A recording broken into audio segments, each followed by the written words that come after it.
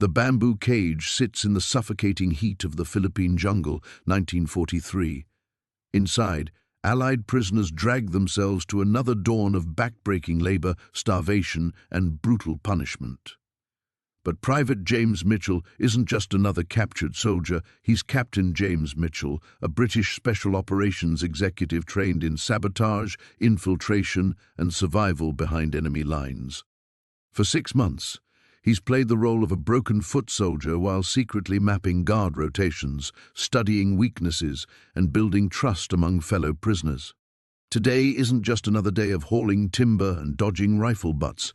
Today is the day Mitchell puts his escape plan into motion, a plan that could save 12 lives or get them all killed. The guards don't know they're watching a ghost, a man trained to vanish without a trace.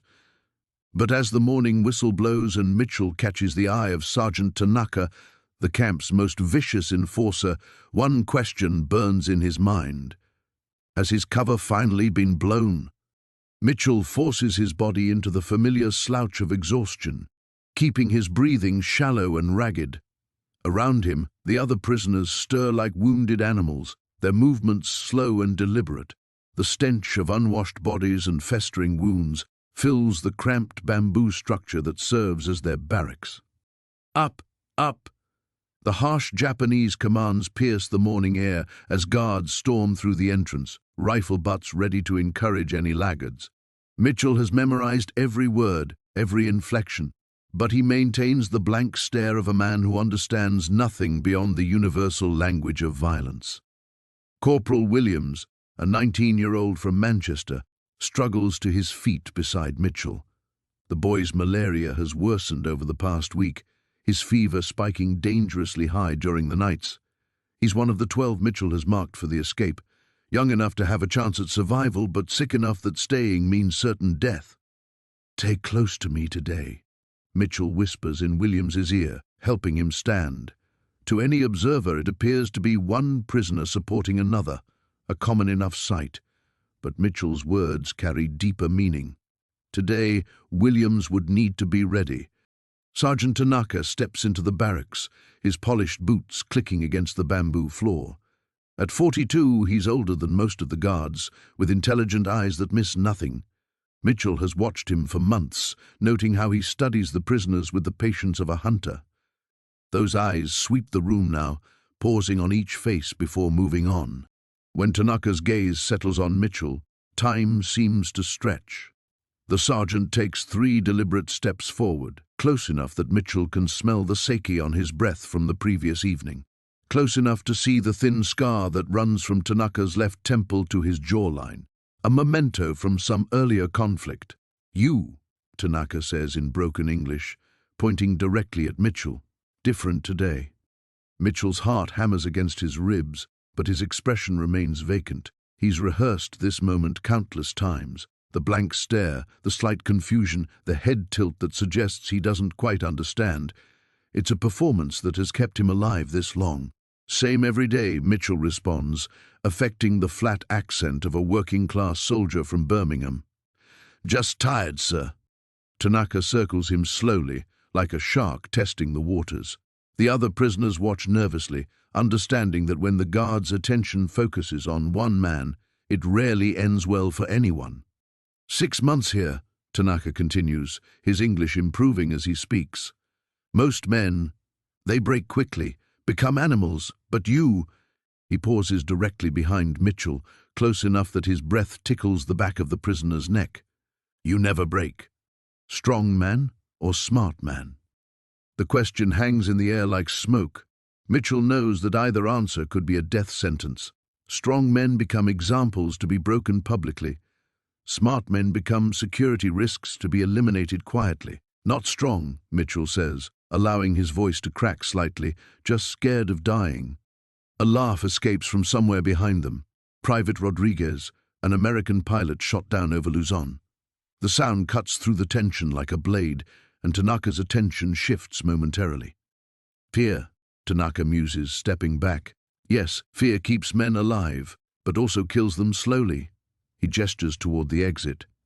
"Today you work foundation, deep holes for new building, Hard work for scared men. Foundation work.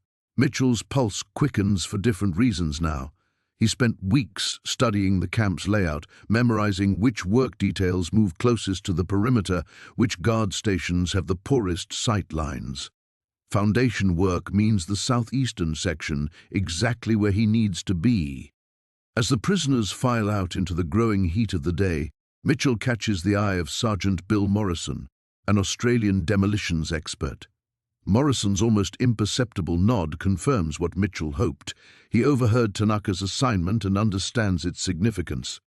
The morning sun climbs higher, already promising another day of hellish temperatures. But beneath his carefully maintained facade of resignation, Mitchell feels something he hasn't allowed himself in months: hope. The pieces are falling into place. 12 men, one chance. And somewhere in the jungle beyond these bamboo walls, freedom waits. The morning bell cut through the humid air like a rusted blade, jolting Marcus awake from the restless half-sleep that had become his nightly companion. Around him, skeletal figures stirred on their bamboo mats, coughing and groaning as reality reasserted itself. The barracks reeked of unwashed bodies, dysentery and despair. "Another beautiful day in paradise," wheezed Jenkins, the RAF pilot, from the mat beside him. The Englishman's attempt at dark humor couldn't mask the fever that had been consuming him for weeks. Marcus had watched too many good men waste away in this hellhole, their bodies failing long before their spirits broke. The barracks door slammed open, admitting Sergeant Tanaka and 2 guards. The Japanese NCO's eyes swept the room with predatory intensity, searching for any sign of defiance or planning. Marcus kept his gaze downcast, projecting the hollow stare of a broken man while his peripheral vision tracked every movement. "Outside! Work detail in 5 minutes!" Tanaka barked in broken English. His bamboo cane tapped against his palm with barely restrained violence. Marcus had felt that cane across his ribs more than once, each blow accepted without retaliation to maintain his cover. As the prisoners shuffled toward the door, Marcus caught the eye of Corporal Williams, a Marine who'd been captured on Wake Island. A barely perceptible nod passed between them. Williams was one of the 12, carefully selected over months of observation, men who still had fight left in them, who could be trusted when the moment came. The work detail marched toward the airfield under the scorching sun. Marcus fell into the familiar rhythm of manual labor, hauling sacks of rice and ammunition while his mind catalogued every detail of the camp's routine. The guards' shift changes, the blind spots in their patrol routes, the weakest points in the perimeter fence, all stored away for the plan taking shape in his head. Near the motor pool, Captain Sakamoto emerged from the administrative building, his crisp uniform a stark contrast to the prisoner's rags. The camp commandant's reputation for cruelty was well earned, but Marcus had detected something else in recent weeks, a nervousness that suggested the war wasn't going as well for Japan as their propaganda claimed. "You there," Sakamoto called, pointing directly at Marcus. "Come here." Marcus's blood turned to ice, but he shuffled forward with a submissive posture he'd perfected. Had something given him away? A moment of carelessness that revealed his true nature? Sakamoto studied him with cold intelligence. "You were an engineer before the war, yes? I've seen your file." "Yes, sir," Marcus replied, maintaining the fiction that had become his identity. The real Lieutenant Peterson had died during the Bataan March, but his background in construction had proven useful for Marcus's cover story.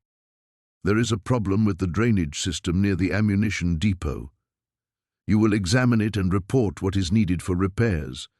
Sakamoto's tone suggested this wasn't a request. As Marcus was escorted toward the depot, his pulse quickened for an entirely different reason.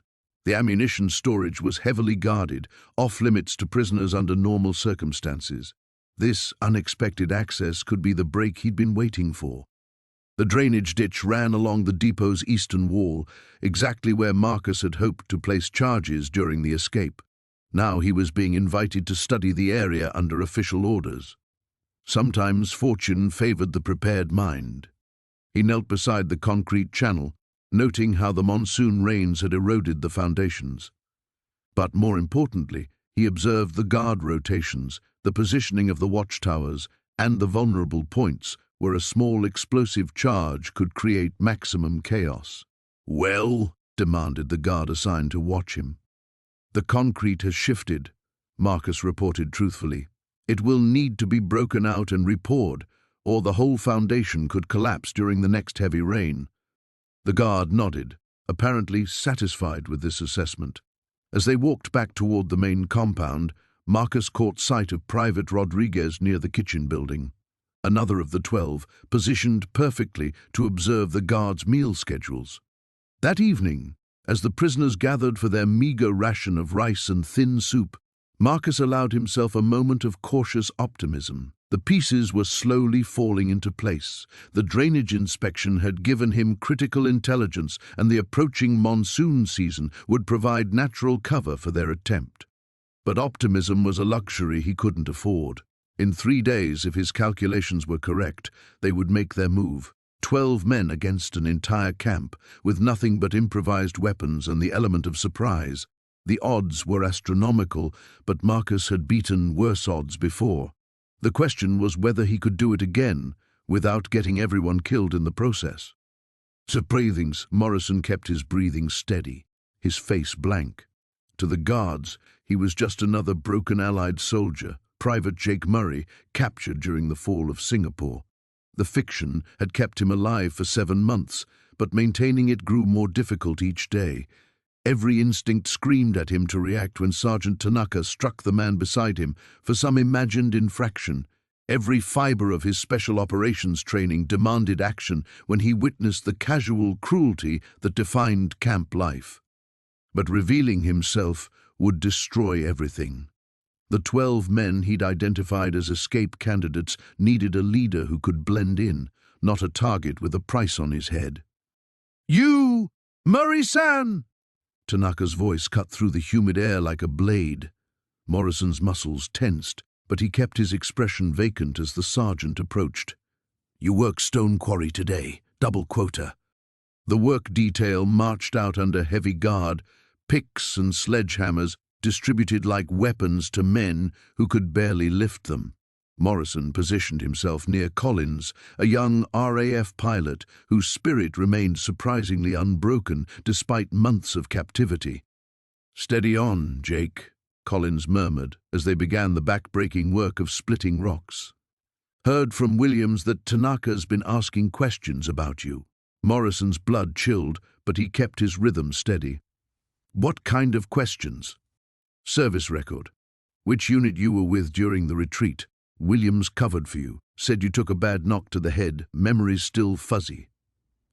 Collins paused to wipe sweat from his eyes. "But the bastard's suspicious about something." The information hit Morrison like a physical blow. Williams, a corporal from the Manchester Regiment, had become his unofficial alibi, corroborating the story of Private Murray's fictional service history. If Tanaka was digging deeper, it meant their time was running out faster than anticipated. As the sun climbed higher, Morrison used the pretense of moving rocks to survey the quarry's layout. The eastern fence stood 40 yards away, partially obscured by jungle growth that the guards had been too lazy to clear. At the fence's base, he spotted what he'd been hoping for, a slight depression where monsoon rains had washed away soil, creating a gap just large enough for a determined man to squeeze through. But the real prize was the guard tower's positioning. From his vantage point hauling stone, Morrison could see that its searchlight couldn't quite reach the northeastern corner where the depression lay, a blind spot that existed for roughly 30 seconds during each sweep. "Contact left," Collins whispered suddenly, using old RAF terminology as a warning. Morrison looked up to see Lieutenant Yamamoto approaching with 2 guards. The camp's second-in-command was younger than Tanaka, but infinitely more dangerous, educated, observant, and rumored to have studied at Oxford before the war. If anyone could penetrate Morrison's cover, it would be him. "Murray-san." Yamamoto's English was crisp, accent barely detectable. "I have been reviewing camp records." "Very interesting reading." Morrison straightened, letting his face show appropriate fear while his mind raced through contingencies. "Sir?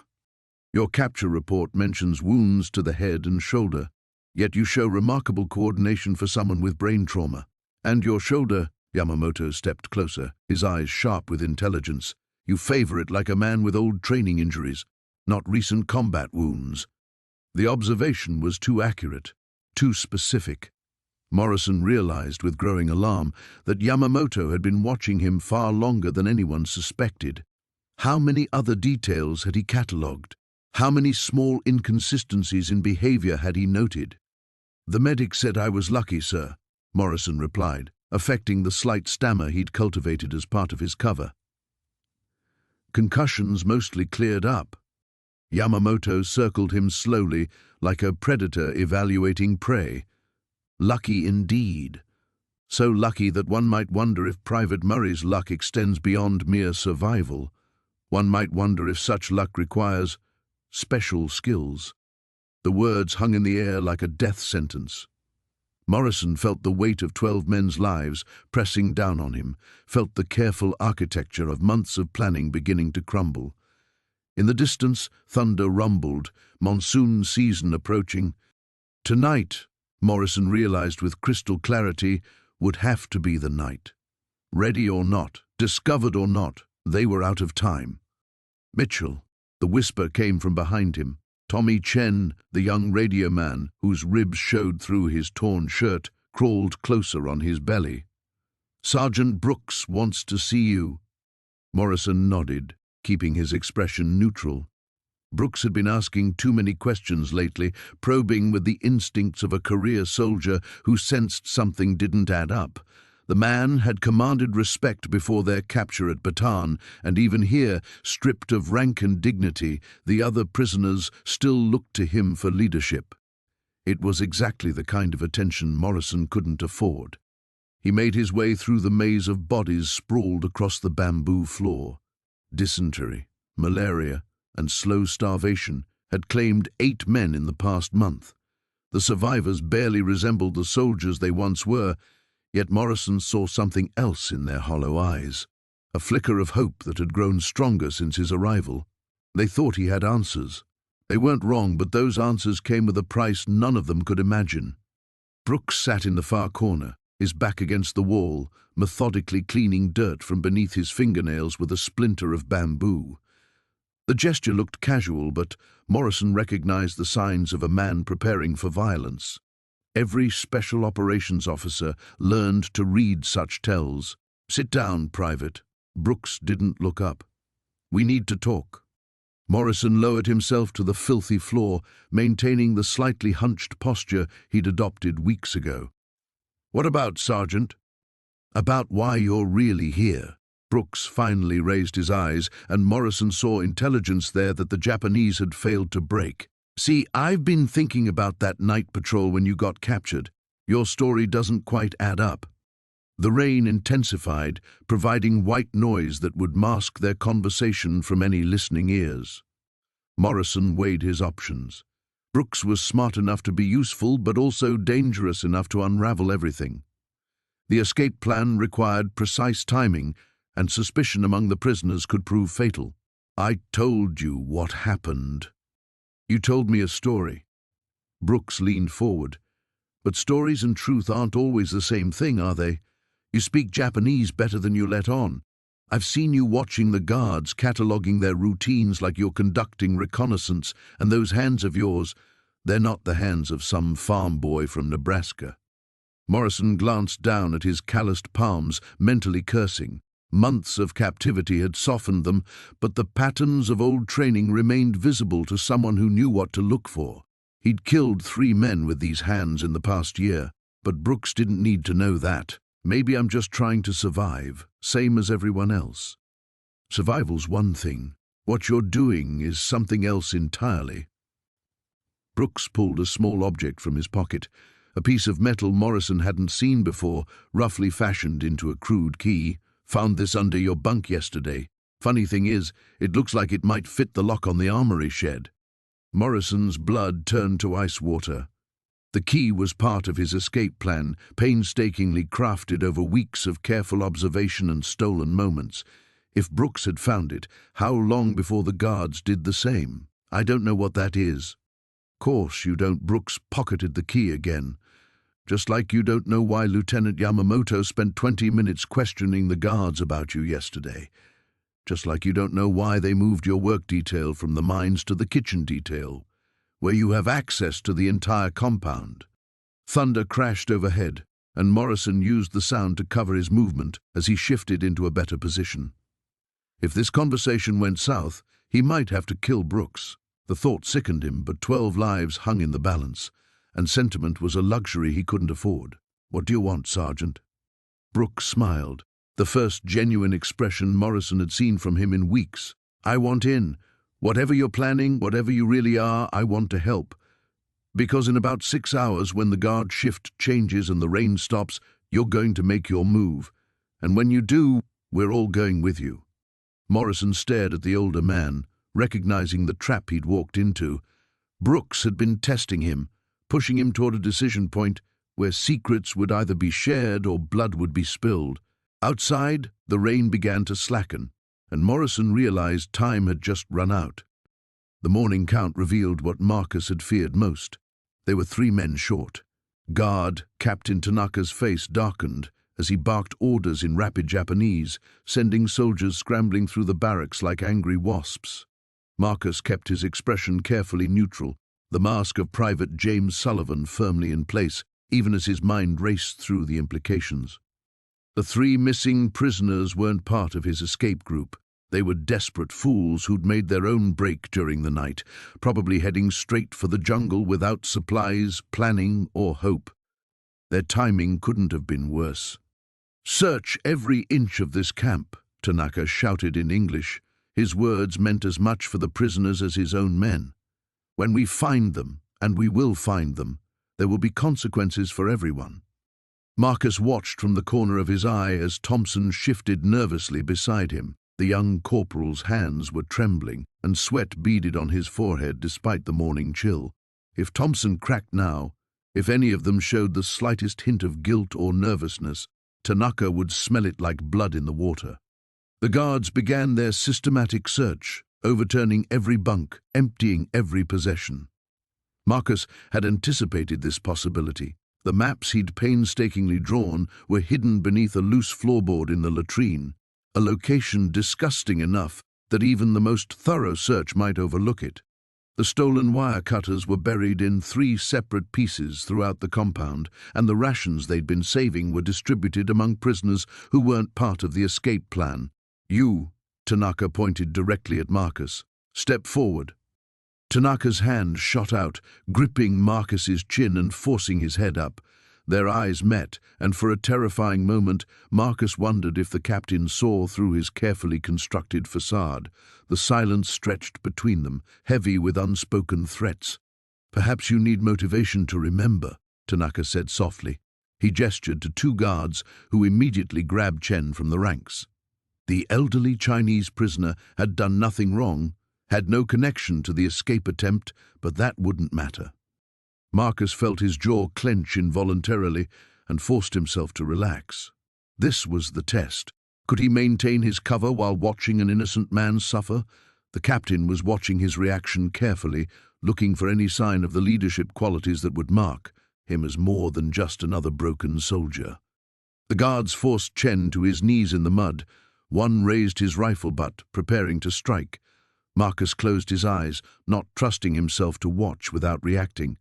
The sound of the blow echoed across the silent compound, followed by Chen's muffled cry of pain. Still nothing to tell me? Tanaka asked. Marcus opened his eyes, making sure they showed only resignation and fear. Please, sir, I don't know nothing about no escape. The captain studied him for another long moment, then nodded to the guards. They released Chen, who collapsed forward into the mud, blood streaming from his nose. Marcus wanted to help him, every instinct screaming at him to move, but Private Sullivan would be too afraid, too beaten down to act.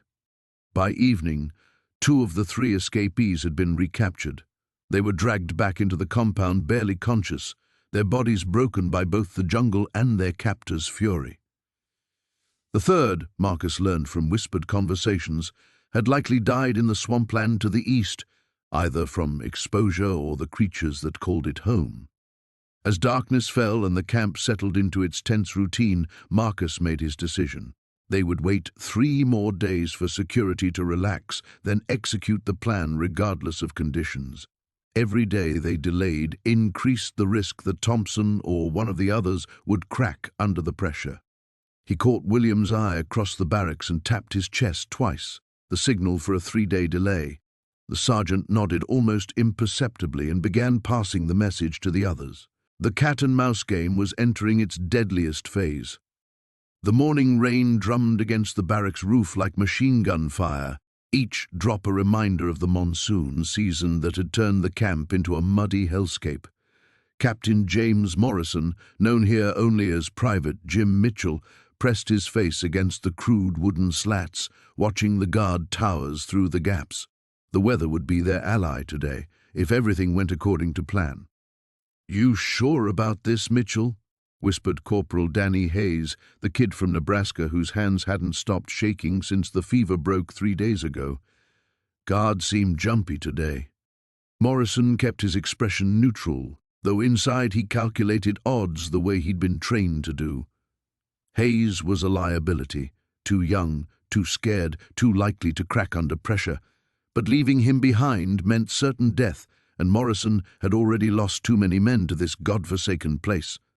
"Just stick to what we discussed," Morrison murmured back, his eyes tracking the movement of guards across the compound. "Remember, we're fixing drainage ditches, nothing more." The plan was elegant in its simplicity, something Morrison had learned from his OSS training.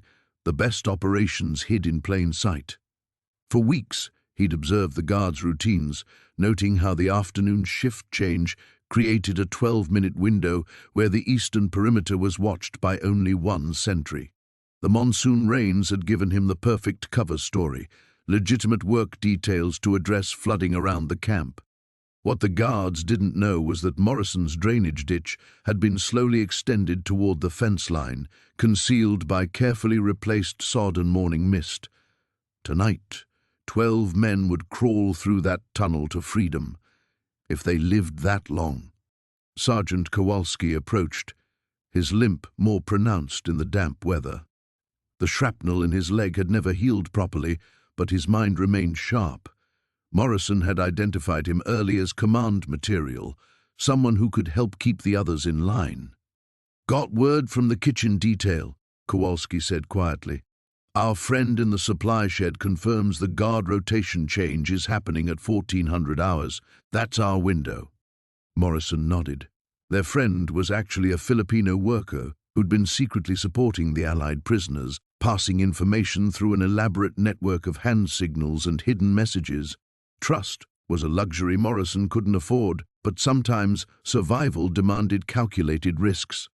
The barracks door exploded open with a bang that made several men jump. Sergeant Tanaka stood silhouetted in the entrance, his cruel eyes scanning the prisoners like a predator selecting prey. Behind him lurked Private Yamamoto, the guard who took particular pleasure in finding excuses for beatings.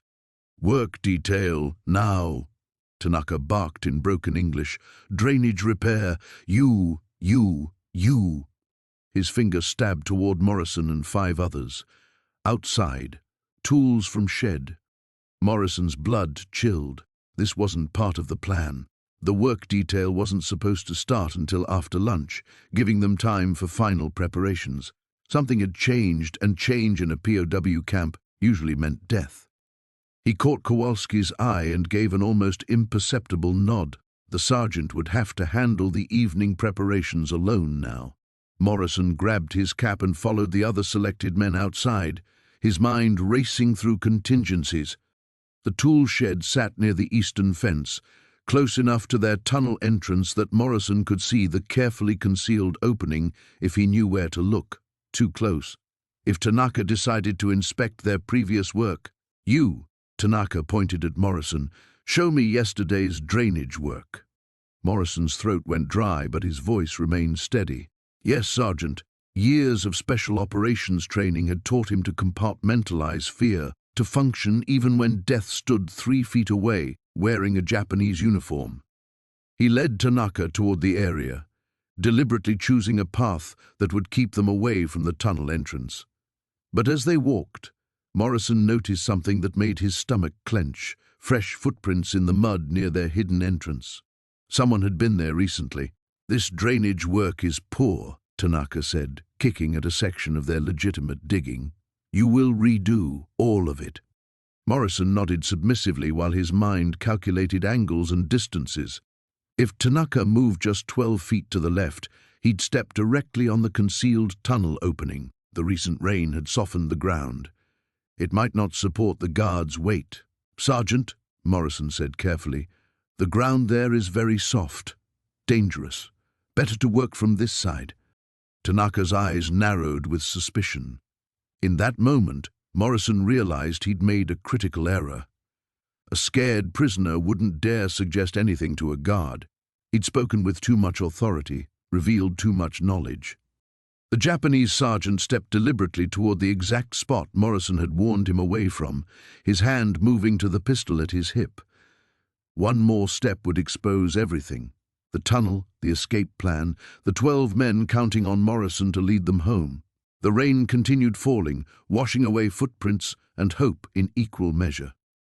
The rain drummed against the barracks roof like skeletal fingers, masking the subtle sounds of preparation below.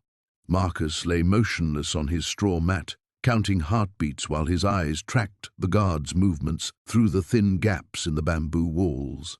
12 minutes between patrols. It had been consistent for 3 nights running. Beside him, Thompson shifted restlessly, the nervous energy radiating from the younger soldier like heat from a fever. Marcus placed a steady hand on the man's shoulder, feeling the tremor of barely contained panic beneath the threadbare fabric of his prison uniform. "Easy," Marcus whispered, his voice no more than a breath against Thompson's ear. "Fear will kill you faster than any bullet." The plan was elegant in its simplicity, terrifying in its execution. Tomorrow's supply convoy would arrive at dawn, following the same route it had taken for the past month. The guards would be distracted during the unloading, their attention focused on inventory rather than prisoners. It was a 15-minute window, perhaps 20 if fortune smiled upon them. But fortune had been notably absent from this god-forsaken place. Across the barracks, Kowalski caught Marcus's eye and gave an almost imperceptible nod. The Polish mechanic had spent the last week loosening floorboards near the eastern wall, working with fingernails worn to bloody nubs. His hands were destroyed, but the path was clear. Chen, the quiet radio man who spoke perfect Japanese, had mapped the guard rotations with mathematical precision. The others, Davies, Rodriguez, Patterson, and the rest, had each played their part in gathering intelligence, hoarding supplies, preparing for what might be their only chance at freedom, or their collective death sentence. Marcus closed his eyes and ran through the sequence again. First movement, Kowalski and Chen would slip beneath the barracks during the 0530 patrol change. Second movement, they would signal the all clear using Chen's improvised mirror system. 3 flashes meant proceed, 5 meant abort. Third movement, the remaining 10 men would follow in pairs, 60 seconds apart, moving toward the supply depot where a single truck would be left momentarily unguarded while the drivers reported to Captain Nakamura. The variables were endless, each one capable of unraveling everything. If the rain stopped, they'd lose auditory cover. If Nakamura changed his routine, they'd walk into a trap. If any of the 12 men panicked, stumbled, or hesitated for even a moment, they would all die screaming in ways that would make their current suffering seem merciful. Marcus had led operations across 3 continents, had survived behind enemy lines when entire missions collapsed around him, but those had been calculated risks with trained operatives. These men were farmers, clerks, and factory workers who'd been thrust into war's machinery and ground down to their essential elements. They trusted him because desperation left them no choice, but trust wouldn't to stop bullets or silence the dogs that would hunt them through the jungle. A soft scratching sound drew his attention to the wall beside his head. Patterson was carving another mark into the wood. Day 847 of captivity. The accountant from Ohio had meticulously tracked their imprisonment, as if documentation could somehow lend meaning to their suffering. His dedication to record-keeping bordered on obsession, but it had provided crucial intelligence about supply schedules and personnel rotations. "Almost time," Patterson whispered, his voice barely audible above the rain. Marcus nodded, feeling the weight of 12 lives pressing against his chest like stones. In his previous life, that distant existence before capture, before this place became his entire world, he'd been responsible for mission success and operational security.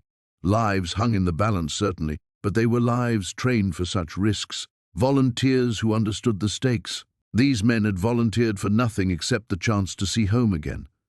Rodriguez began to stir, his body instinctively preparing for what lay ahead. The young soldier from New Mexico had proven surprisingly adept at moving silently, a skill learned during childhood hunting trips in the desert. His job would be to scout the final approach to the truck, using hand signals to guide the others or warn them away. The rain was beginning to lighten, individual drops becoming distinguishable against the roof. Marcus felt his chest tighten. Weather was beyond their control, but it could doom them as easily as poor timing or bad luck. In 3 hours they would either be racing through the jungle toward the Allied lines or they would be dead. He thought of the letters hidden beneath Patterson's mattress. 12 carefully crafted messages to families who might never learn their fate.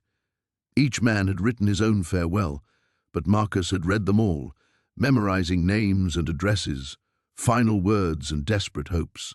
If any part of him survived what was coming, those messages would reach their destinations. The eastern sky showed the faintest suggestion of grey. Dawn was approaching with the inevitability of judgment, carrying with it either salvation or destruction. There would be no second chances. The pre-dawn darkness offered little comfort as Marcus crouched beside the drainage pipe, his heart hammering against his ribs. 3 days had passed since he'd made contact with Chen, and tonight was the night. Behind him, 11 shadows pressed against the barracks wall, their breathing barely audible above the distant sound of rain beginning to fall. "Remember," Marcus whispered, his voice carrying no further than necessary, "we move in pairs. Johnson and Rodriguez first, then." A beam of light swept across the compound, freezing them all in place. The guard tower searchlight made its routine pass, lingering for what felt like an eternity on the area near their position. Marcus felt sweat trickle down his spine despite the cool air. The light moved on. "Chen should have disabled the eastern perimeter by now," Marcus continued, checking his stolen timepiece. "We have a 15-minute window before the next patrol." Thompson shifted beside him, wincing as his injured leg cramped. "What if he's been compromised?" The question hung in the air like a death sentence. Marcus had been asking himself the same thing for hours. Chen's intelligence had been solid so far, but in this business, trust was a luxury that could get you killed. Still, they were past the point of no return. "Then we adapt," Marcus said simply. "Johnson, Rodriguez, go." The 2 men slipped into the darkness like wraiths, following the route Marcus had drilled into them. They would reach the fence first, cut through the wire, and signal if the path was clear. Marcus counted the seconds, watching for any sign of alarm from the guard towers. A soft whistle drifted back, the all-clear signal. Marcus tapped Thompson's shoulder. "You're up." "Sir." Thompson hesitated. "If something happens to you." "Nothing's going to happen." Marcus met the younger man's eyes. "But if it does, Kowalski takes point. He knows the route to the rendezvous." Thompson nodded and disappeared into the night with his partner. Marcus felt the familiar weight of command settling on his shoulders. 12 lives depended on his decisions, his planning, his ability to read the shadows and predict the enemy's moves. It was a burden he'd carried through countless operations, but tonight felt different. Tonight failure meant more than just a mission lost. A distant shout made his blood freeze, then another. Marcus strained his ears, trying to determine the direction and urgency of the voices. Were they related to the escape or just routine camp business? The uncertainty gnawed at him. "What do we do?" whispered Kowalski, the stocky mechanic who'd become his unofficial second-in-command. Marcus weighed their options. They could abort, wait for another opportunity that might never come. Or they could press forward, trusting that Chen had done his job and that their careful planning would see them through. "Move! Everyone move now!" Marcus hissed, abandoning stealth for speed. The remaining men burst from cover, racing across the open ground toward the fence line. Behind them, searchlights blazed to life, sweeping back and forth across the compound. Marcus ran alongside his men, his mind calculating distances and angles. The fence was 50 yards away, then 40, then 30. He could see the gap Johnson and Rodriguez had cut, could see his advance team waving them forward. 20 yards, 15. Then the machine gun opened up. Bullets chewed into the mud around them, sending up geysers of dirt and water. Marcus heard someone cry out behind him, Patterson, clutching his shoulder but still moving. The fence was right there, salvation measured in feet rather than yards. "Through the gap! Go, go, go!" Marcus shoved his men toward the opening, providing what cover he could with his body. One by one, they squeezed through the wire, Thompson struggling with his injured leg but refusing assistance. Marcus was the last through, feeling the sharp edges of cut wire catch at his uniform. As his feet touched the ground on the far side, he allowed himself one moment of relief. They'd made it out of the camp, but the hardest part was still ahead. "Rendezvous point is 2 miles northeast," he called softly, gathering his men around him. "Stay low, stay quiet, and remember, if anyone gets separated, the rally point is the old temple Chen described." The sound of dogs barking drifted across the night air, growing closer. Soon the pursuit would begin in earnest, and their head start would evaporate quickly. Marcus took point, leading his small band into the tree line beyond the fence. As they moved deeper into the forest, Marcus couldn't shake the feeling that someone was watching them. Whether it was Chen's allies or enemy patrols, he couldn't tell, but instinct told him their troubles were far from over. The real test of their escape was just beginning. The guard tower's searchlight swept across the compound in its mechanical rhythm, casting long shadows that danced between the barracks. Marcus pressed himself against the rough wooden wall, counting the seconds between each pass. 18 seconds. Always 18 seconds. He slipped the wire cutters back into his shirt, the metal still warm from where he'd hidden them against his chest during the evening inspection. Tomorrow night would be their only chance. The new moon meant darkness, and the intelligence Tanaka had reluctantly shared about the guard rotation change gave them a narrow window. "You're playing with fire," whispered a voice behind him. Marcus turned to find Private Chen emerging from the shadows, his gaunt face etched with concern. The young radio man had been watching him for days now, growing more suspicious with each covert meeting, each whispered conversation that stopped when he approached. "We're all playing with fire just by breathing in this place," Marcus replied, keeping his voice low. "That's not what I mean, and you know it." Chen stepped closer, his eyes reflecting the distant searchlight. "The men are starting to talk. They see you moving around at night, having private conversations with Williams and the others. Some think you're planning something stupid that'll get us all killed." Marcus studied the younger man's face. Chen was smart, observant, and increasingly dangerous to their operation. But he was also one of their best assets if he could be brought into the fold. The radioman's technical skills could prove invaluable once they reached Allied lines. "What do you think, Chen?" "I think you're not who you claim to be." The words hung in the air between them like a blade. Marcus felt his muscles tense, ready to act if Chen raised his voice or made any sudden movement toward the guard barracks. "That's a dangerous accusation in a place like this," Marcus said carefully. "So is whatever you're planning." Chen's voice carried a note of desperation. "Look, I don't care if you're OSS, SOE, or some other alphabet soup organization. What I care about is whether you're going to get good men killed chasing an impossible dream." Marcus weighed his options.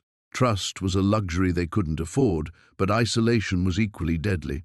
Every successful escape he'd studied required a core team of specialists, and Chen's skills were exactly what they needed. 12 men, Marcus said finally. 12 men who still have enough strength left to make a run for it. In 3 weeks, maybe 4, half of them will be too weak to walk, let alone fight their way through 20 miles of hostile territory. Chen's eyes widened slightly. You're serious? You actually think you can get 12 men out of here alive? I don't think it. I know it. Marcus pulled Chen deeper into the shadows as the searchlight made another pass. But I need someone who understands radio frequencies and signal protocols. Someone who can operate captured Japanese equipment if we need to call in extraction. Extraction? Chen's voice cracked slightly. You have outside support? Marcus remained silent, letting the implication settle. It was a calculated risk, suggesting resources he wasn't certain he could deliver. But hope was as powerful a weapon as any blade or bullet, and these men needed something to fight for beyond mere survival. When? Chen asked. Chen was quiet for a long moment, his breathing shallow in the humid night air. Somewhere in the distance, a guard coughed and shifted his position. The compound settled into its familiar rhythm of restless sleep, punctuated by the occasional cry of nightmares. My sister lives in San Francisco, Chen said suddenly. She's probably married by now, maybe has kids. I used to think I'd never see her again, that I'd die in this place like so many others already have. You'll see her again, Marcus said, though he knew the odds were stacked heavily against them all. The others who are going, do they know what they're really signing up for? Because if we're caught trying to escape… Marcus nodded grimly. They all knew the stories of failed escape attempts, the brutal executions that followed. The Japanese had made sure every prisoner understood the price of defiance. They know, and they're still willing to take the chance. Marcus extended his hand. Are you? Chen stared at the offered hand for several heartbeats, then grasped it firmly. I'm in. God help us all, I'm in. As they shook hands in the darkness, Marcus felt a familiar weight settle on his shoulders. 13 lives now depended on his leadership, his planning, his ability to transform desperate men into a fighting unit capable of the impossible. The searchlight swept past them again, 18 seconds of illumination followed by blessed darkness. Tomorrow night, that rhythm would be broken forever. The first explosion shattered the pre-dawn silence like thunder splitting the sky.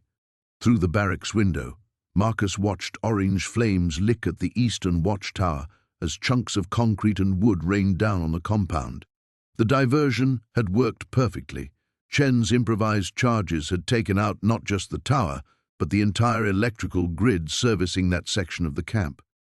Emergency whistles shrieked across the compound as searchlights swung wildly, their beams cutting through the acrid smoke that now billowed across the yard. Guards poured from their quarters, shouting in rapid Japanese, some still buttoning their uniforms as they ran toward the chaos. Now, Marcus whispered to Thompson, who lay rigid on the bunk beside him. Around the barracks, 11 other men stirred with practiced silence, each knowing his role in what came next. Marcus slipped from his bunk and moved to the loose floorboard they'd worked on for weeks. The wood came up easily now, revealing the shallow cache where they'd hidden their few precious tools, sharpened mess tin lids, strips of cloth torn from worn uniforms, and the small mirror Chen had somehow liberated from the commandant's quarters. Thompson appeared at his shoulder, face pale but determined. Guards are moving east like you predicted, but there's still 2 at the main gate. Chen's second charge should handle that. Marcus pulled out one of the makeshift blades, testing its edge against his thumb. A thin line of blood appeared. Sharp enough. The second explosion came right on schedule, this one closer to the main entrance. Through the smoky darkness, Marcus saw the gate guards abandon their posts and sprint toward the new emergency. Perfect. Jenkins, Davies, Morrison, your first wave, Marcus ordered quietly. The 3 men moved like shadows toward the rear wall where they'd spent months gradually loosening the foundation stones. Remember, over the wall, then straight north to the river. Don't wait for us. We should stick together, Jenkins protested, his young face creased with worry. Negative. Smaller groups have better odds. Marcus gripped the boy's shoulder. Trust the plan. We'll rendezvous at the bridge like we discussed. A third explosion, unplanned this time, erupted from the direction of the motor pool. Marcus felt a chill run down his spine. That wasn't Chen's work. Either their sabotage had triggered something else, or the Japanese were fighting back harder than expected. Change of plans, he said grimly. Everyone goes now.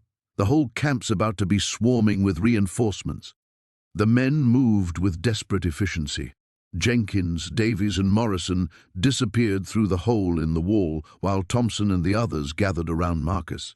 Through the window he could see guards running in all directions, their discipline breaking down as multiple crises overwhelmed their response capabilities. "Sir," whispered Kowalski, "what about Chen? He should have been back by now." Marcus felt the familiar weight of command settle on his shoulders like a lead blanket. Chen knew the risks when he volunteered for the sabotage mission. They all did, but leaving a man behind went against every instinct Marcus had developed during his years in special operations. "Chen knew the extraction point," he said finally. "If he's not there in 5 minutes, he's not coming." The fourth explosion, definitely not one of theirs, shook the entire barracks. Through the smoke, Marcus could see Japanese soldiers taking cover behind sandbags, some of them firing into the darkness at shadows and phantoms. The chaos was absolute now, exactly what they needed. They flowed through the hole in the wall like water finding a crack, each man disappearing into the night beyond the compound.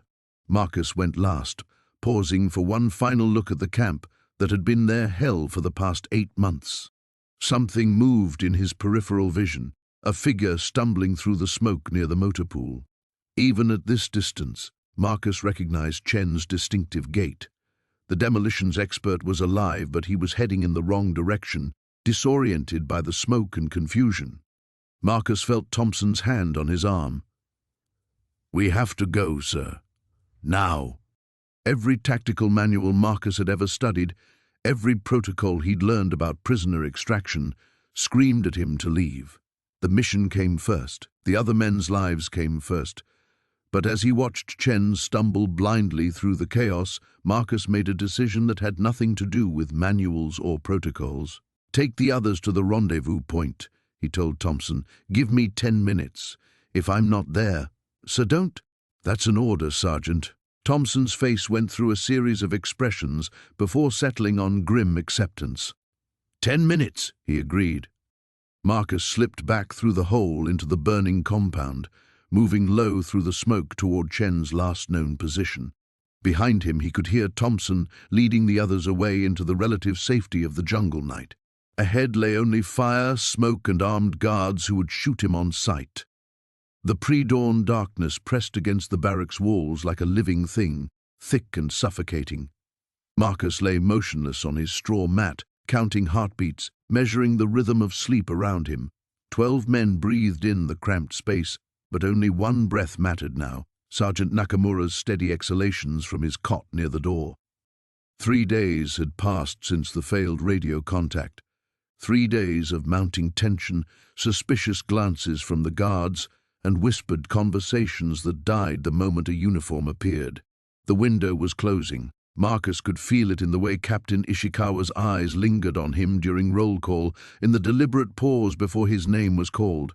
They knew something, not everything, but enough to make waiting dangerous. Marcus shifted slightly, his fingers finding the loose floorboard beneath his mat. The stolen wire cutters lay hidden there, wrapped in torn fabric. Tonight would be their only chance. The new moon offered perfect darkness, and intelligence suggested a prisoner transport would arrive tomorrow, which meant heightened security and lost opportunities. Williams, the demolitions expert, slipped past like a ghost, his fever-bright eyes focused and determined. The infection in his leg wound had worsened, but he'd insisted on taking point at the fence. "Won't make it much longer anyway," he'd said with characteristic bluntness. "Might as well make it count." The door presented their first real test. Sergeant Nakamura slept 3 feet away, his service pistol within easy reach. Marcus had studied the man's sleeping patterns obsessively. How he twitched at certain sounds but remained dead to others. How he always woke at exactly 4:47 a.m., regardless of when he'd fallen asleep. Marcus knelt beside the door, his fingers working at the simple lock mechanism. The wire pick he'd fashioned from a broken mess tin handle slipped into the mechanism with the faintest whisper of metal on metal. He'd practiced this motion countless times, using a broken lock salvaged from the tool shed. The mechanism gave way with a soft click that seemed to echo like thunder in the confined space. Nakamura stirred, muttering something in Japanese. Marcus froze, one hand on the door handle, watching the sergeant's face in the dim light filtering through the single window. After an eternity, Nakamura's breathing deepened again. One by one, they slipped into the compound's central courtyard. The air outside felt electric with possibility and terror. Marcus took point, leading them along the predetermined route, past the commandant's quarters, where Ishikawa lay sleeping, around the supply building where they'd labored for months, toward the northeastern corner where Williams had identified a weakness in the fence construction. The compound was a maze of shadows and deadly silence. Guard towers loomed at each corner, searchlights sweeping in predictable arcs. Marcus had memorized the timing, 47 seconds of darkness in their target zone before the next sweep. Enough time for 2 men to reach the fence, no more. They moved in pairs, using drainage ditches and building shadows for cover. Chen and Rodriguez went first, their dark shapes melting into the fence line just as the searchlight swept past. Marcus counted seconds, his heart hammering against his ribs. The light completed its arc and moved on. Williams and Patterson next. The demolitions expert's limp was more pronounced now, but Patterson steadied him without breaking rhythm. They reached the fence as the searchlight began its return sweep. Marcus waited, every instinct screaming at him to move, to run, to break the careful timing that kept them alive. But leadership meant holding the line even when your nerves demanded action, especially then. The searchlight passed. Marcus tapped Henderson's shoulder and they sprinted across the open ground. The fence was older here, installed hastily when the camp expanded. Williams had already begun working on the wire, his movements economical despite his condition. Behind them, the remaining men waited in the shadows. Marcus could see their faces, hope and terror mingling in the darkness. Each man understood the mathematics of their situation. If the first group made it through undetected, the others would follow. If not, they'd scatter back to the barracks and pray their absence hadn't been discovered. The wire parted with a sound like breaking violin strings. Williams grinned in the darkness, his fever-bright eyes reflecting starlight. Beyond the fence lay jungle, miles of it before they reached the coast. But first, they had to cross 30 yards of cleared ground without triggering the mines they suspected were buried there. Marcus checked his watch. 3 minutes until the guards completed their circuit. Time to disappear into the night. The pre-dawn darkness felt different this time, charged with the electricity of impending action. Marcus lay on his straw mat, listening to the measured breathing of his 11 companions, each man a coiled spring waiting for the signal that would either deliver them to freedom or certain death. 3 days had passed since he'd finalized the escape plan with Chen. 3 days of careful observation, memorizing guard rotations and distributing whispered instructions during work details. The monsoon rains had been their ally, masking conversations and creating the muddy conditions they needed for the tunnel's final phase. Watanabe's suspicions had only intensified. Yesterday, the camp commander had ordered random bunk inspections, his cold eyes lingering on Marcus with unmistakable menace. The stolen medical supplies were safely hidden beneath the latrine floorboards, but Marcus knew their window was closing fast. Tonight was their only chance. A soft rustling from Chen's direction indicated it was time.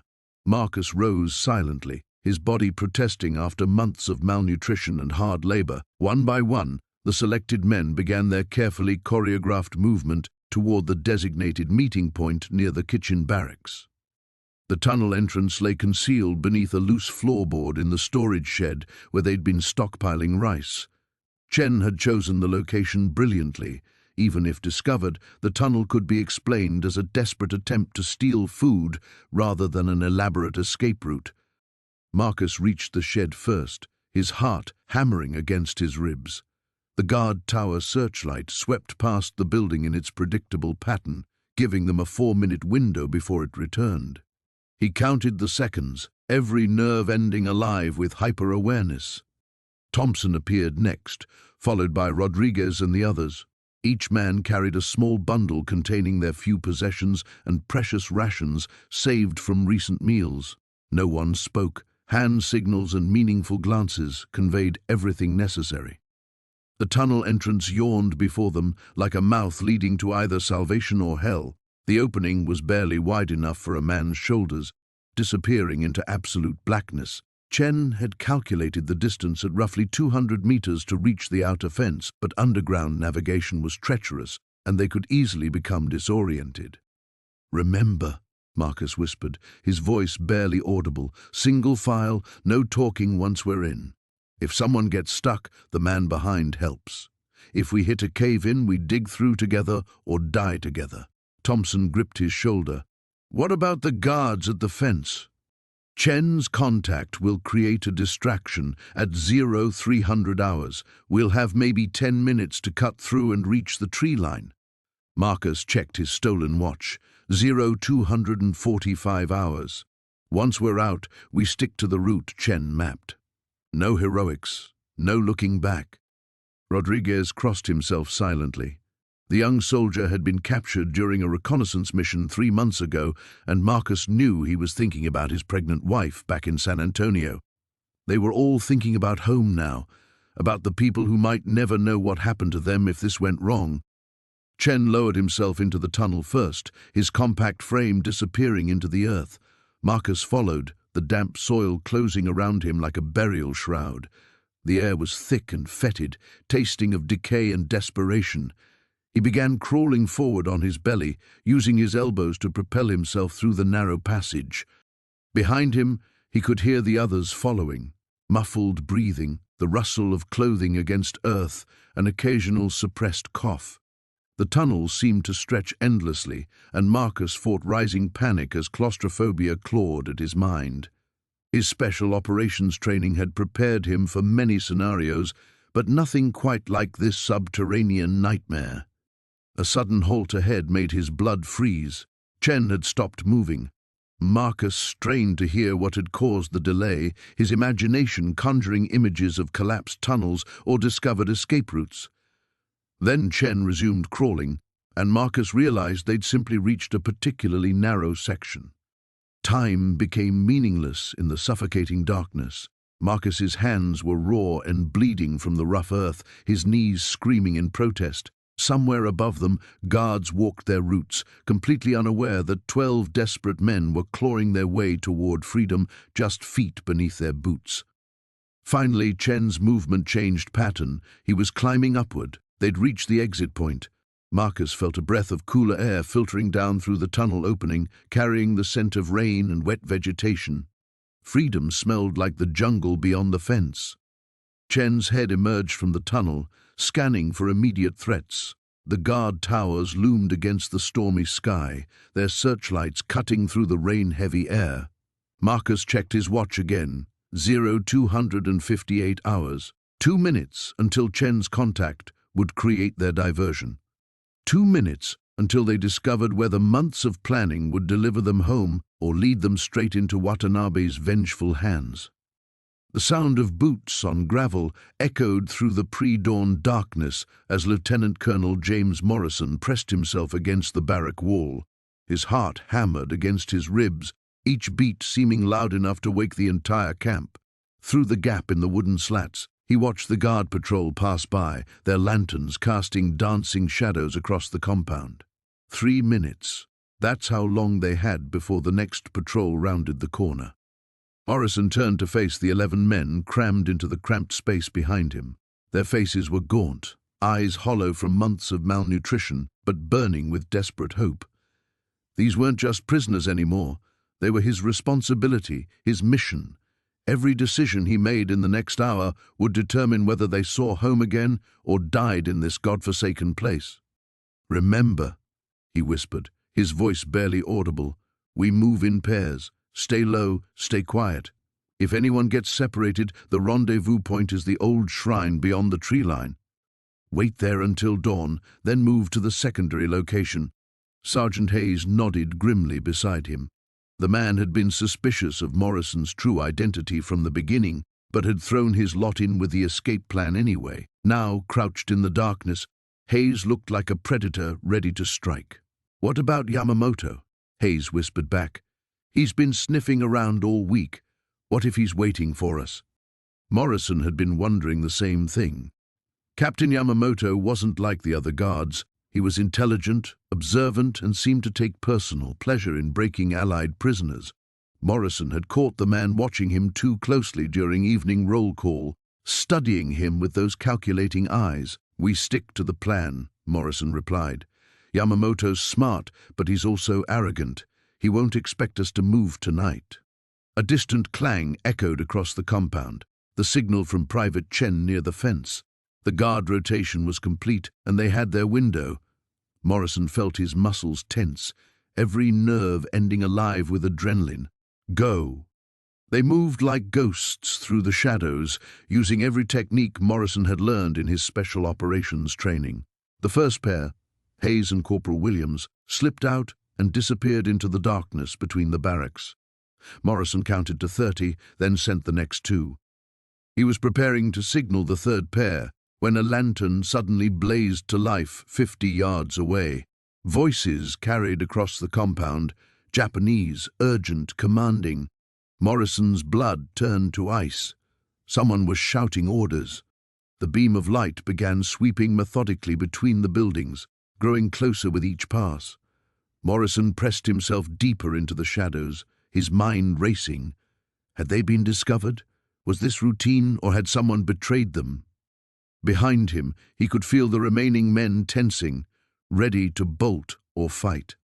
Morrison held up a steady hand, forcing them to wait. Panic would kill them all. The light passed inches from his face, and he caught a glimpse of the figure holding it. Captain Yamamoto, moving with purpose through the compound, flanked by two guards with rifles. The man's face was set in grim determination, as if he was hunting specific prey. Morrison's throat constricted. Yamamoto knew. Somehow the captain had figured out their plan, maybe even Morrison's true identity. The question was, how much time did they have before the entire camp erupted in chaos?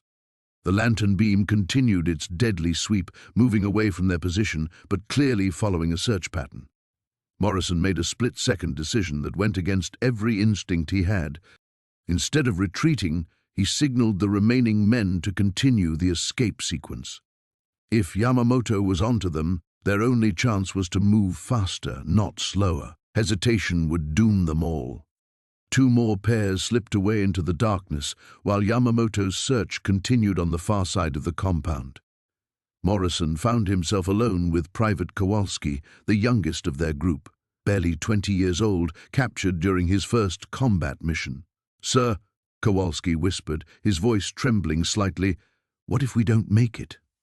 Morrison looked at the kid's face, seeing his own son's features reflected there. The weight of command, of all the lives depending on his decisions, settled heavy on his shoulders. "We will make it," he said with quiet conviction. "You're going home, son. That's a promise." A shout erupted from somewhere near the fence line, discovered. The alarm would sound any moment, and the entire camp would explode into activity. Morrison grabbed Kowalski's shoulder. "Run. Now." They burst from cover as sirens began wailing across the compound. Searchlights blazed to life, turning night into harsh, artificial day. Behind them, Morrison could hear boots pounding on gravel, orders being barked in Japanese, the metallic click of rifle bolts. The fence loomed ahead, dark and forbidding. Beyond it lay either freedom or death, and Morrison no longer cared which. The distant rumble of Allied bombers had grown more frequent over the past 3 days, a sound that filled Marcus with both hope and dread. Each formation that passed overhead meant the war was turning, but it also meant the Japanese guards were becoming increasingly paranoid and trigger-happy. He watched from his work detail as Sergeant Yamamoto screamed at a prisoner who had stumbled while carrying timber, the guard's face twisted with the rage of a man who knew his empire was crumbling. The escape route was burned into his memory like a military map. Through the drainage tunnel beneath the latrine building, across 200 yards of open ground during the guard change at 0230 hours, then into the forest where Chen would be waiting with supplies cached from their work details. From there, a 12-mile trek to the coastline where fishing boats still operated despite the increasing Allied presence in the waters. But first, they had to survive the next 8 hours without arousing suspicion. "Williams," Corporal Tanaka called out, using the false name Marcus had maintained since his capture. "You and your detail report to the eastern perimeter. Fence repair." Marcus nodded, gathering his tools with the same defeated posture he had perfected over the months. The eastern perimeter work was actually a stroke of luck. It would give him a chance to check the blind spot they planned to exploit. As he trudged across the compound with 5 other prisoners, he noticed Lieutenant Watanabe watching them from the guard tower, his eyes sharp and calculating. The fence work was backbreaking, but Marcus used the opportunity to scan the tree line beyond the wire. According to his reconnaissance, Japanese patrol patterns had become erratic since the bombing raids began. The guards were stretched thin, pulled between their duties at the camp and the increasing demands of homeland defense. It was a weakness he intended to exploit. "You're different," whispered Reynolds, the young bombardier who worked beside him. "Not like the rest of us." Marcus continued hammering stakes, his face betraying nothing, just focused on staying alive. "No, it's more than that.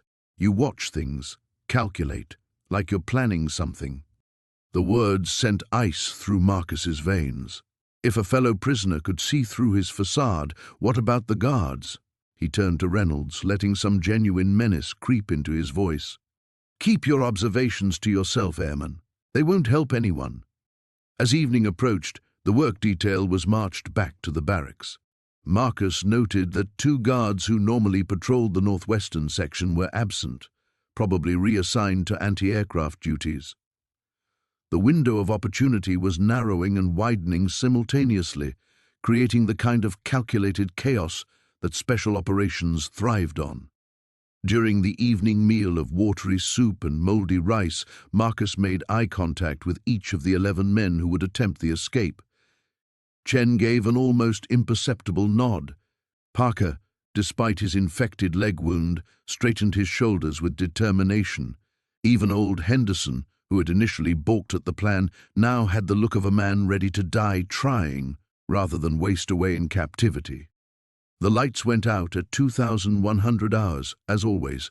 Marcus lay on his straw mat, listening to the familiar sounds of the camp settling into its nightly routine. Guard boots on wooden walkways, the distant hum of radio equipment in the command post, the restless stirring of 300 desperate men trying to find sleep in hell.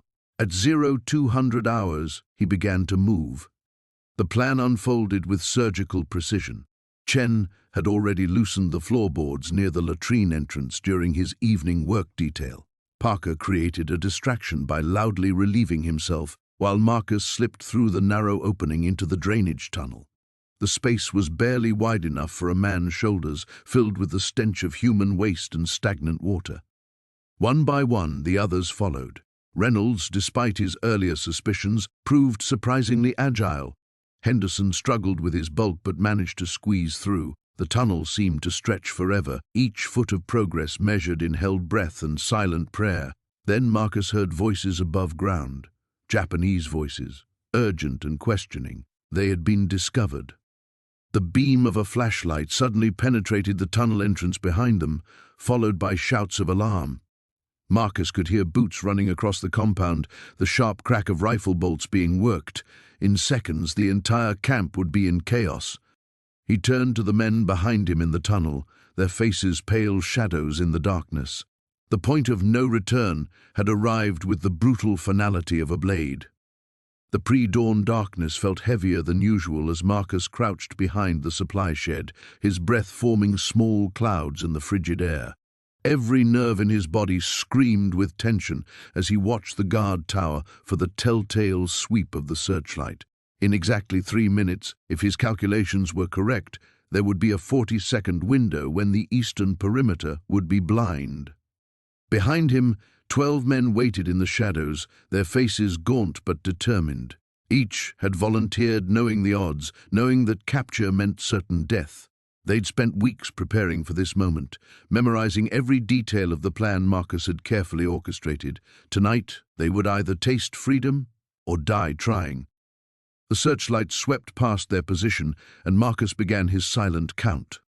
38, 39, 40. He raised his hand, fingers spread, then began closing them one by one. When his fist closed completely, they moved.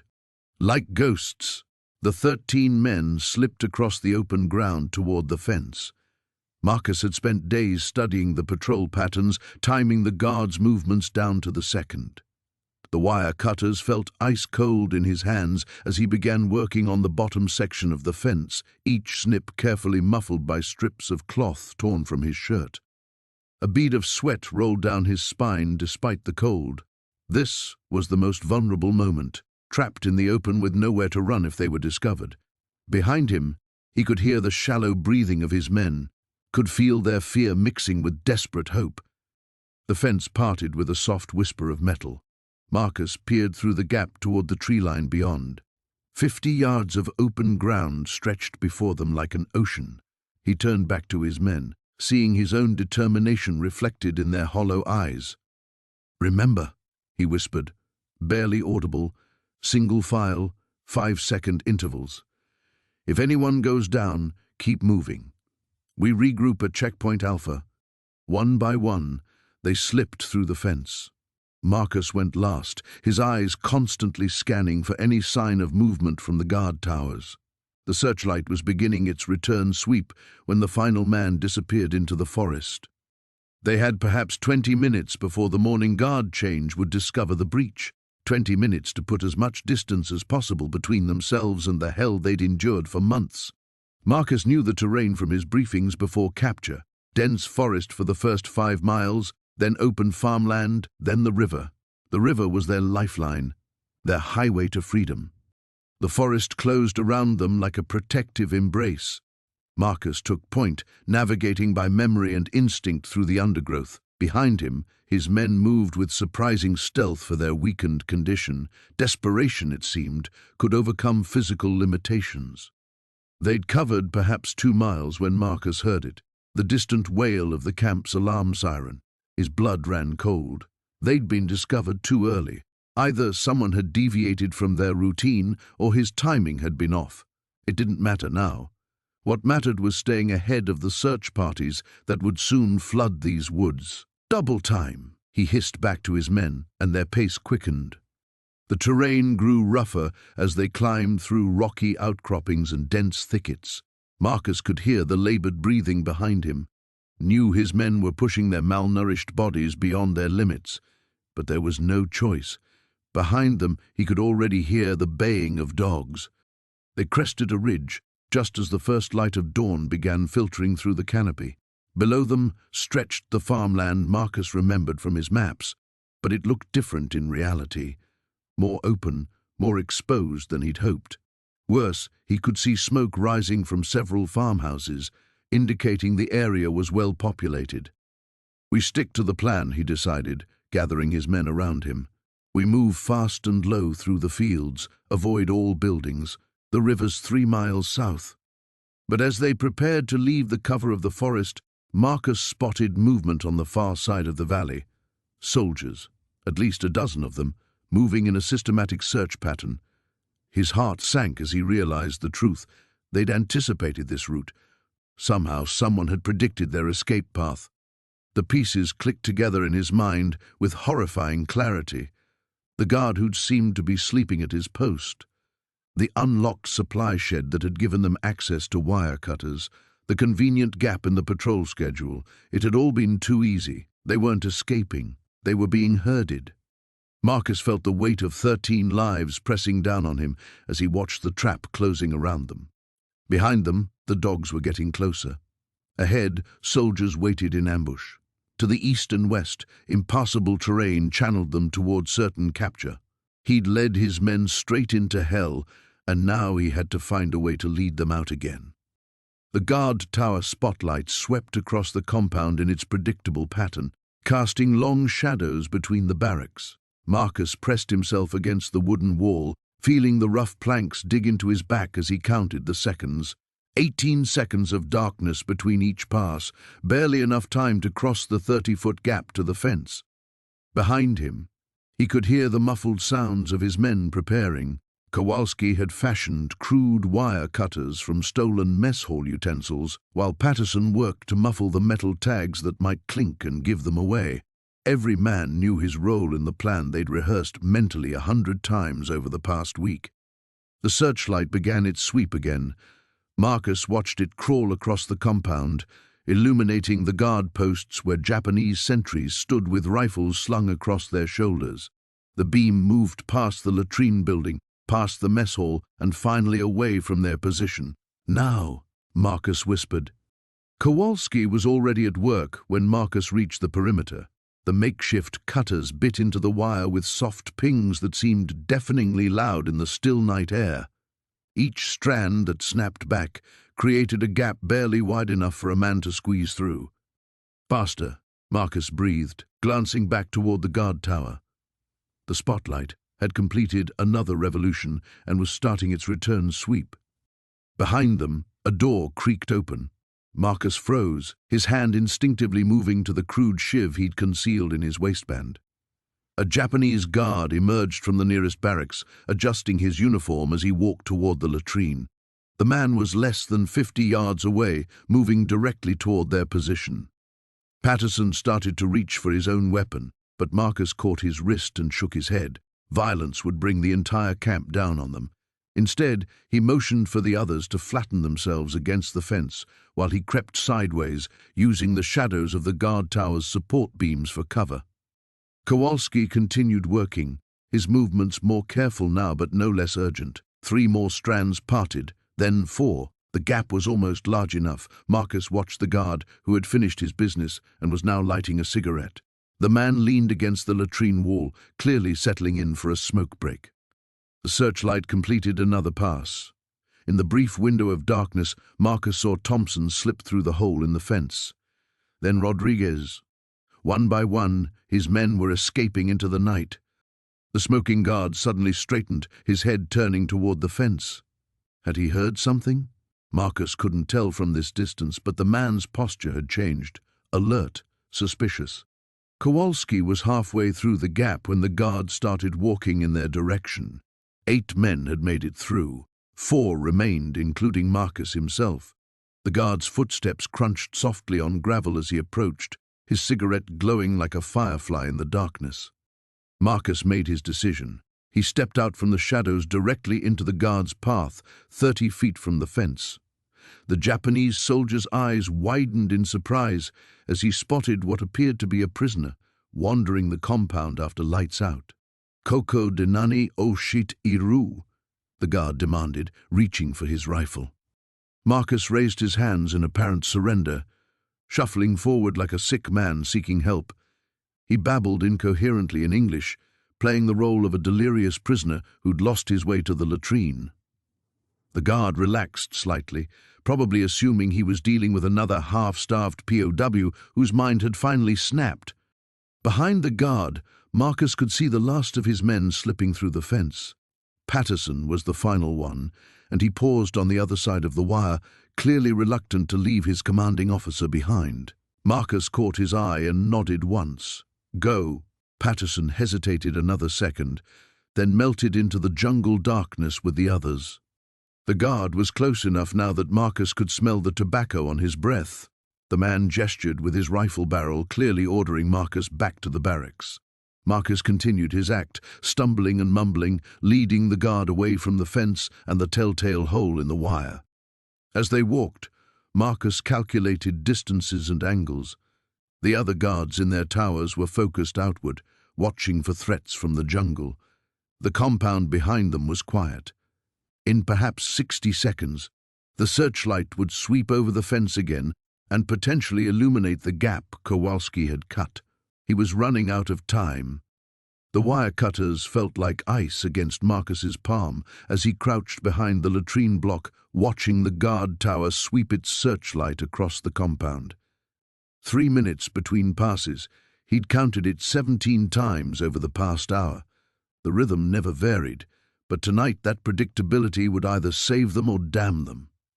Behind him, 12 pairs of eyes waited in the darkness.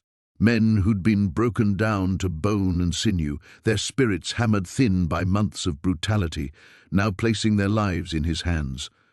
The weight of their trust pressed heavier than the shackles he'd worn for the past week. 60 seconds, he whispered to Davies, who knelt beside him, clutching a length of rope they'd woven from stolen rice sacks. The man's hands trembled, not from fear, Marcus realized, but from the effort of containing hope that had been buried too long. The searchlight began its sweep toward the eastern fence. Marcus had memorized every detail of their route, 40 yards across open ground to the first fence, then through the gap they'd slowly widened over 6 nights. Another 20 yards to the secondary perimeter, where the real challenge waited.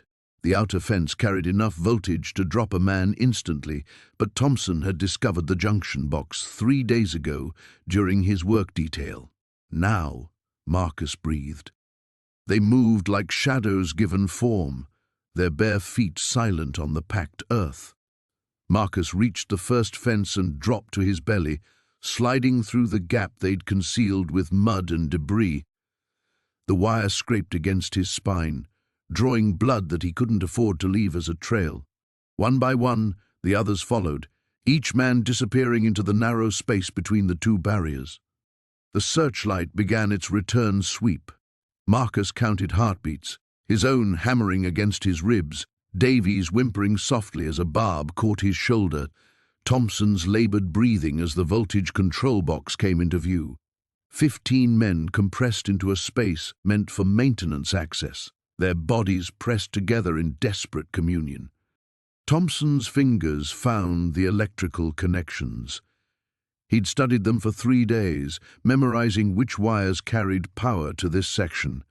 In the darkness, working by touch alone, he began his delicate surgery on their electronic prison. A shout erupted from the guard tower. Marcus's blood froze. The searchlight stopped its lazy sweep and began probing the fence line with sudden intensity. Had they been spotted? Had someone made a sound? His hand found the improvised knife at his belt, a piece of metal sharpened against stone until it could open flesh. If they were discovered now, he'd make sure some of them escaped, even if it meant— "Got it," Thompson whispered. The fence stopped humming. But the shouting continued. Marcus realized with a mixture of relief and terror that the commotion had nothing to do with them. Someone else had attempted escape, or perhaps the guards had discovered their missing tools. Either way, chaos was spreading through the camp like wildfire. "Move," Marcus hissed. They cut through the outer fence with surgical precision, each snip of the wire cutters timed to coincide with the growing noise from the main compound. Marcus squeezed through first, then helped pull the others after him. Davies got caught halfway through, his emaciated frame somehow still too large for the gap, and Marcus had to grip his arms and wrench him forward with strength born of desperation. The forest beckoned 30 yards away, dark pines that promised concealment but also unknown dangers.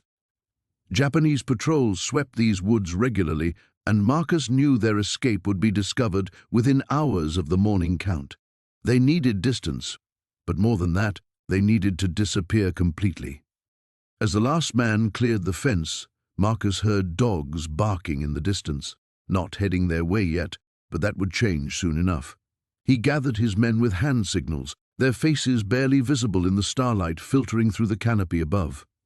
"We follow the stream north for 2 miles, then break west toward the coast," he whispered. "Stay in the water to mask our scent.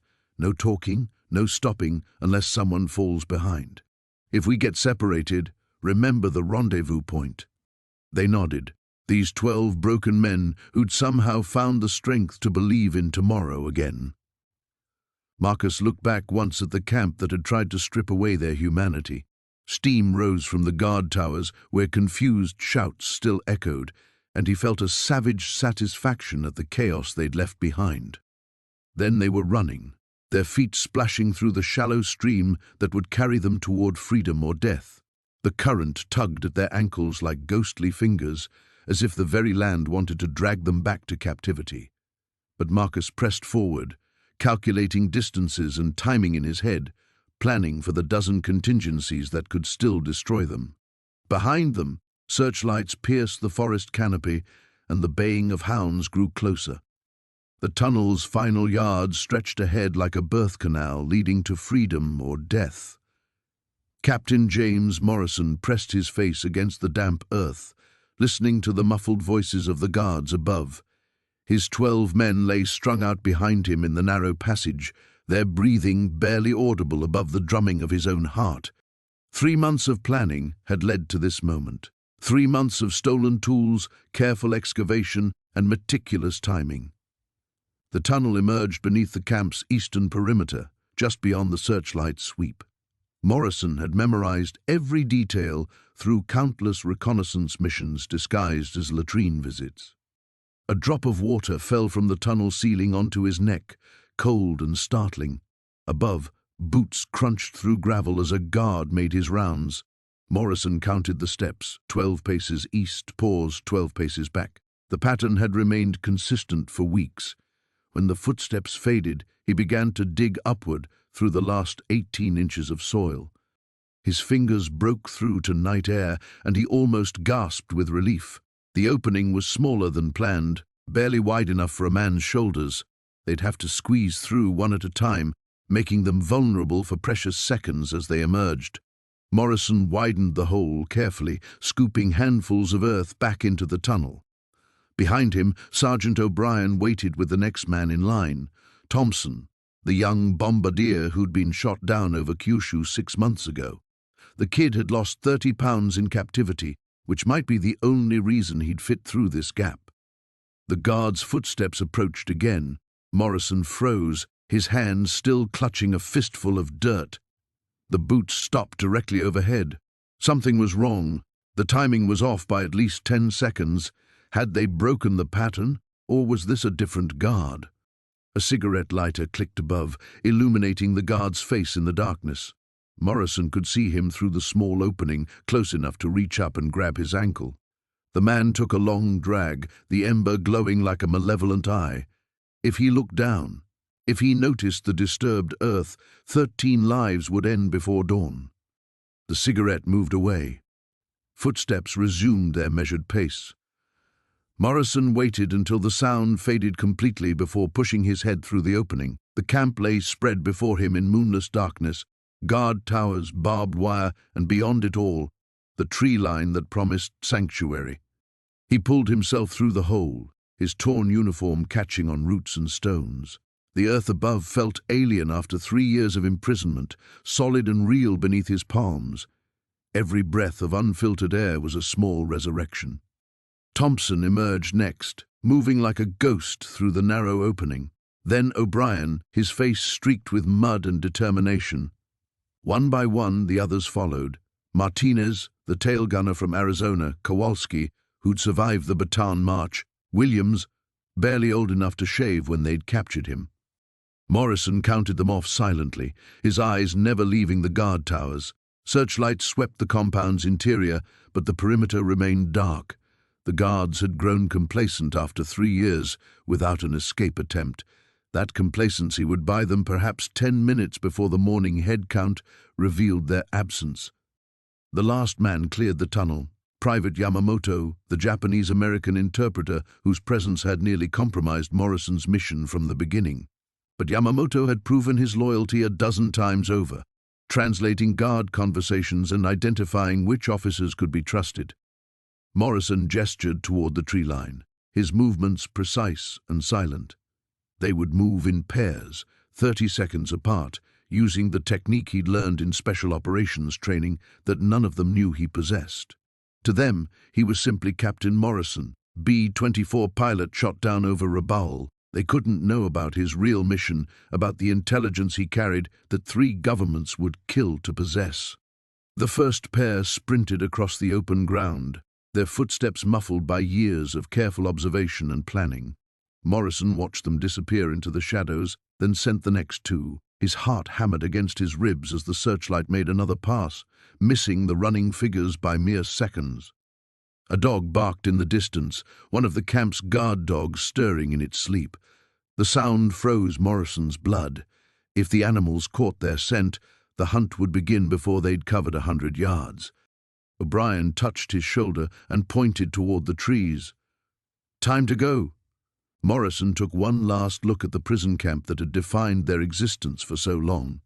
In a few hours, the guards would discover the tunnel. They would organize search parties, contact regional commands, perhaps execute the prisoners who remained behind. But tonight, 13 men would taste freedom again. Tonight, they would begin the 200-mile journey to the coast, where a submarine waited to carry them home with secrets that could change the course of the war.